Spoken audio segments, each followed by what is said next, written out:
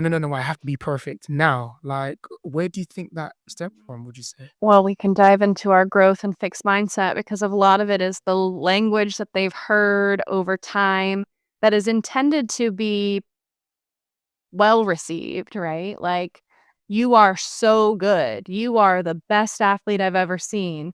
You're going to go pro. These sorts of statements seem harmless in the moment, but if a kid internalizes that and doesn't make the varsity team the freshman year, I'm clearly not playing pro. I shouldn't even try anymore. Right? Because I think it falls under that black and white thinking of if it's not this, then it's the complete opposite. And so a lot of it is like what we've heard, messages we've heard, or it can be on the flip side that, instead of something like turning on in your brain when someone tells you, you suck, you're never going to make it. Um, I personally, it was well into my, gosh, it was probably within the last 10 years. So well into my adulthood. My father reminded me that I had an administrator at my high school who said, because I dabbled, I sang in high school. I was in a show choir and all that stuff. Yeah, that was another thing I did. I was like, before I dropped the next statement, he said, you should stick to singing because sports aren't going to take you anywhere. And I didn't consciously remember that, but I know darn well that that is one of the reasons that I worked so hard, challenged, stayed in that. Like, it wasn't a conscious decision, but he said that my father reminded me of that. And I was like, oh, yeah, I feel like I want to call him up and be like, sports have taken me everywhere. Thank you. Right. Um, so it's just an example of how words matter, even if like that person may have never remembered he said that or didn't mean it that way or was like trying to compliment my, abilities on the stage, right? Like, and so I think that's some of it.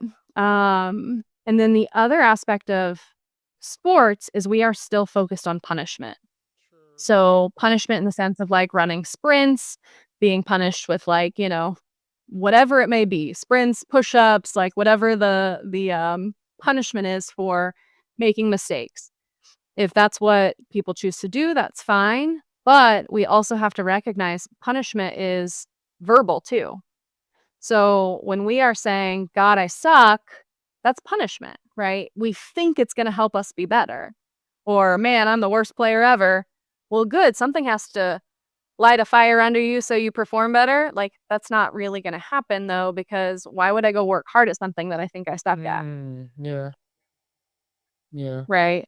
So there's still in sports a punishment aspect of things. This is like the inner critic, all of those things. Like, if punishment worked, we'd all be superstars.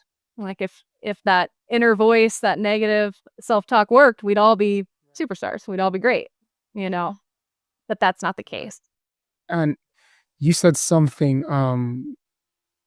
that was really powerful. And again, I have to shout out to Malia on the Mental Playbook podcast, where you said like separation needs to happen sooner rather than later. And to me, that stood out of the whole podcast because I didn't really go through that lesson until COVID happened, and I was not just myself. Everyone was taken away from what they loved to do. And when I didn't really have basketball, I found myself clinging to, okay, I can at least watch The Last Dance, or I can watch some basketball games. And after I was like, D, relax, let's just take off the Coach D hat. What does Demetrius like to do? And it took me a minute, but it was like, oh, actually, I do like watching anime, or it's been a minute since I watched this movie, or like I do like working out or picking up another language. And it was nice for me to disassociate and just not attach myself to I'm just a coach. Basketball is my identity. Why did you mean that? Because that was such a powerful statement. Because like we look at professional leagues, even in professional leagues, they're making it what, a max to age 40 before they're considered ancient.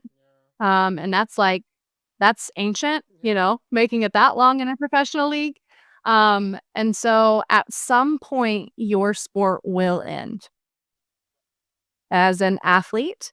And full transparency, I think a lot of coaches go from playing to coaching so that they don't have to go through that process of de-identifying, "Well, that was me.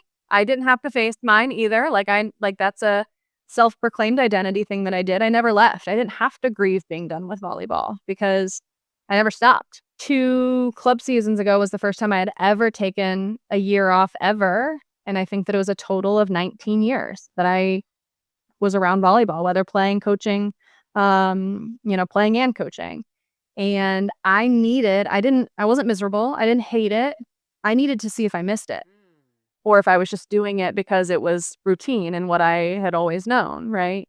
And so that idea of like separation of self and your sport is because the sport can be taken from you at any time. We're seeing unprecedented times of like universities cutting sports teams just to save on budget, right? Like certain things here in the US that is you don't know until tomorrow. Like they call you up and they're like, actually, your team is no longer a thing. You can either transfer or you're done.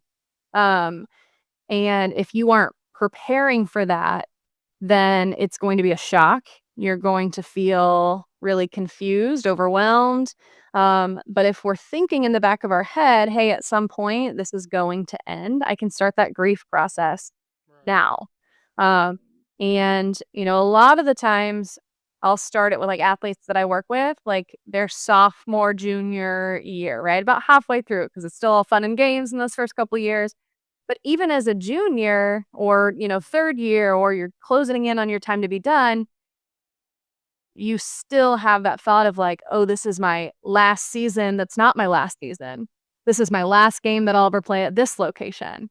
This is my, all of those things. And so separation is remembering that you are more than Coach G, that you are more than, right, like a volleyball player.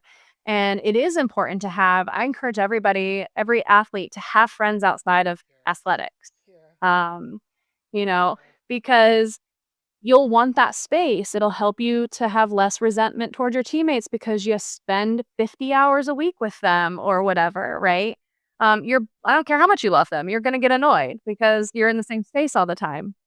So having different hobbies, having things that you can do for lifelong. I get a little jealous of like, I think it's like tennis and golfers. Like that is a lifelong, it's well established. There's tennis courts everywhere. There's golf courses